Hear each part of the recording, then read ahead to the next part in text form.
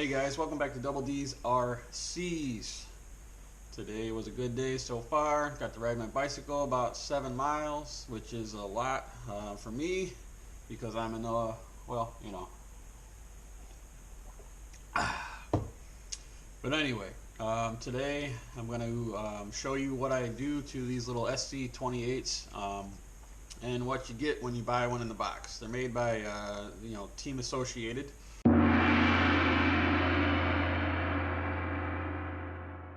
I've had two of them for a while now. They come in a few different colors. This one's mine. This is my son's, white and orange. But they came out with this one, which is a General Tire edition. It's pretty cool, man. These trucks are neat for inexpensive indoor sort of things. Okay, so after having a couple of these, what I've noticed is that Team Associated calls this ready to run, which it is. What they designed it to do was, it has an internal battery here, a little LiPo. Looks kind of like this guy here, okay? And it works fine. You know, you got plenty of power for what it is. And the runtime is really short, in my opinion. You get about 15-20 minutes approximately of runtime. The way they designed it was, you have a hole in the side of the truck here, and when you buy the remote, or when you get the whole truck, at the bottom in the battery tray there's a wire that comes out, and so you plug this into the hole in the side of the truck itself, and the batteries inside the remote charge this little LiPo here. Well, like I said, it's cool. You get 15-20 minutes runtime, but if you have kids, they're impatient, and if you're having fun, you don't want to just stop and then wait 45 minutes or an hour to charge up a battery. So a quick easy modification is to take this thing apart, cut the battery out, put a lead coming out of there, and then you have an external battery you can drop on the top, and then you get plenty of runtime. And if you still want to drive after that, you can just swap the battery out. So first thing I did on these is, lately we've been wanting to run these stupid little bodies on them. Reason being is, when you're running inside or on a smooth surface, you do get a lot of spinning out, like a lot. So if you full throttle it, you'll just sit there and do donuts for days. And until you learn throttle control, they can be kind of frustrating, because you could be halfway through and then you full throttle it, and even at a fast or a decent pace, it'll still spin. So when you're outside or on a higher grip, let's say a short carpet or something, what happens is, any kind of cornering on these, they want to flip, because the tires bite. These bodies are not heavy by any means, but this little toilet paper roll weighs nothing compared to this body. So what we found was, outside we run these little things on top because the trucks flip a lot less often. They still flip, but they're a lot less of a flip. When you run these trucks, you're just constantly flipping. Now, yes, I know it's a short course body, so okay, cool, maybe you could run it in dirt or whatnot. I wouldn't, because I kind of want these things to last a little bit. Jumping quality, I've jumped the shit out of mine, and it is what it is. They're small, so the jumps are smaller, but either way, jumping is not really its strong point, in my opinion. It's fun, it's cool, or whatever. But with the open wheel kind of feel and look to it, you can do a lot of flat track, fast corners. They're really zippy, so it's kind of fun. But that's the whole reasoning behind doing this body versus the truck body. So in order to do this body, what we did was just remove the front and rear body mounts, and then put Velcro on the sides. Simple, quick modification. But either way, this video we're going to concentrate on the battery.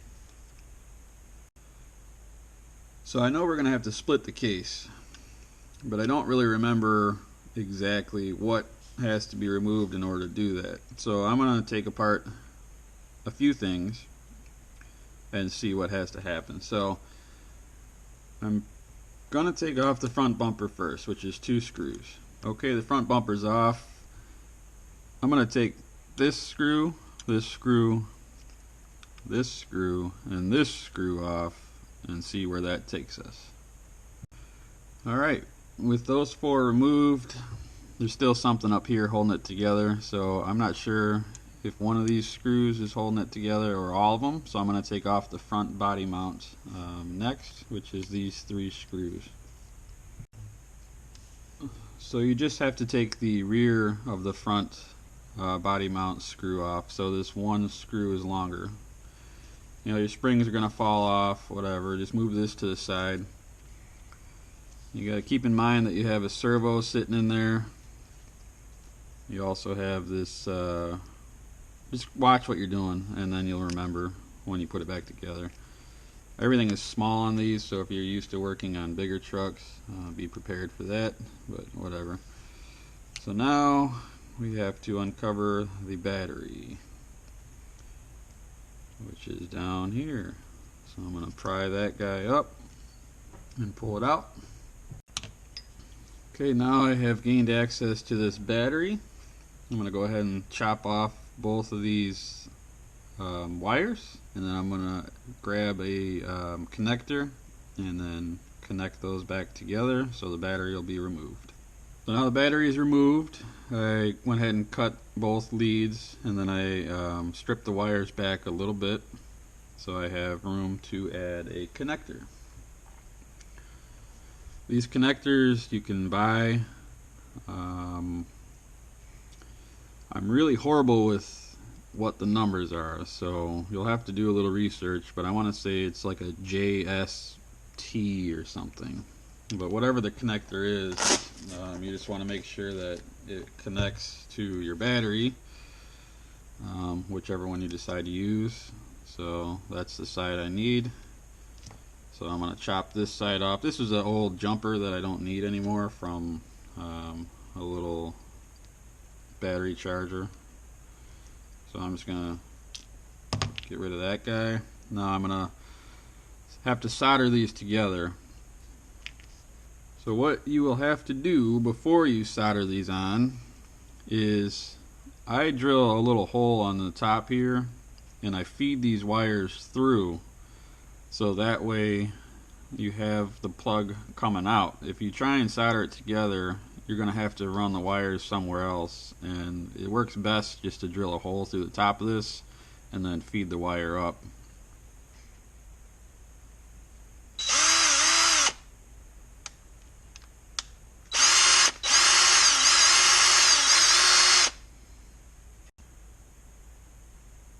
Alright, now I have a hole drilled there. This is the hard part, okay? You have to put this all back together while feeding those little tiny wires through. You have a servo up front here, right there, that you have to make sure goes into that little slot there. I don't know if you can see it or not. There's a slot right there. So all these things have to happen simultaneously. And once you get it, you'll be happy. But you may fight this part a little bit, but trust me, it's worth it. Alright folks, so what I ended up doing was drilling the hole on the driver's side, or the left front of the, right in front of this screw here on this side. Then I just put a piece of Velcro there, and then you just chuck your battery on there with another piece of Velcro. And now we go ahead and turn it on and see if it was a success or not. I sure hope it was.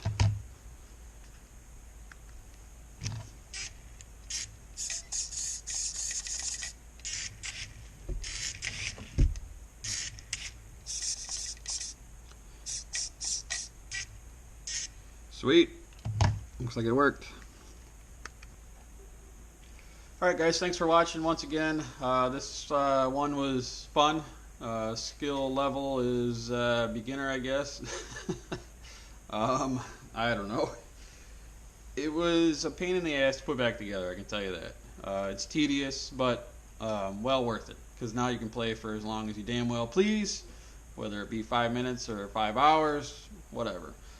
So please like and subscribe if you like these videos, or if you are even slightly entertained, and come back next time. Thank you.